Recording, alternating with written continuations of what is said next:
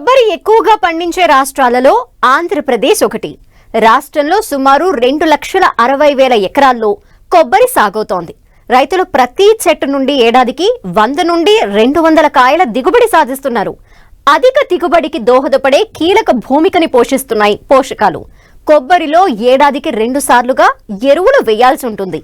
తొలకరిలో ఎరువులు వేసిన రైతులు ప్రస్తుతం 2వ దఫా ఎరువులు అందించాల్సి ఉంటుంది. ఎరువుల యాజమాన్యంలో చేపట్టాల్సిన మెళకువల గురించి ఇప్పుడు తెలుసుకుందాం.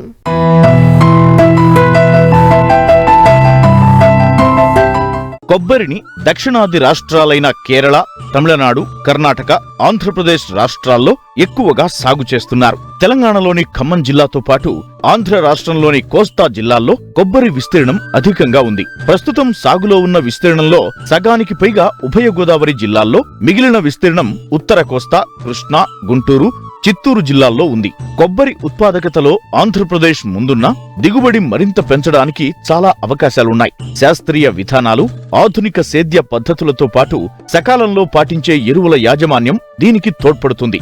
కొబ్బరి తోటల్లో మొక్క వయసును బట్టి ఎరువులను అందించాలి. 1 నుండి 4 సంవత్సరాల వయసు చెట్లకు 1/2 kilo urea, 1 kilo single super phosphate, 1 kilo muriate of potash, 20 కిలోల పశువుల ఎరువును వేయాలి.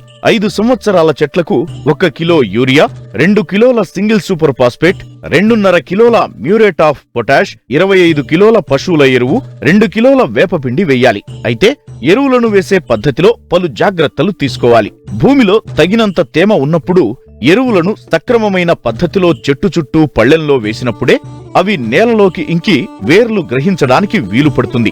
ఎరువులను 2 సమభాగాలుగా చేసుకుని జూన్, జూలై ఒకసారి, సెప్టెంబర్, అక్టోబర్ మాసాల్లో 2వ దఫాగా అందించాలి. చెట్టు కాండానికి 3 నుంచి 5 అడుగుల దూరంలో చుట్టూ గాడి చేసి ఎరువులను చల్లి మట్టితో కప్పాలి.